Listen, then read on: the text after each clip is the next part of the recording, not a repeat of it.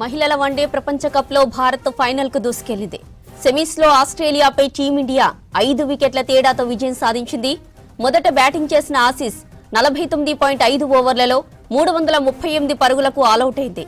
ఈ లక్ష్యాన్ని భారత్ 48.3 ఓవర్లలో 5 వికెట్లు కోల్పోయి విజయం సాధించింది. నవంబర్ 2న ఫైనల్లో దక్షిణాఫ్రికాతో తలపడనుంది టీమిండియా.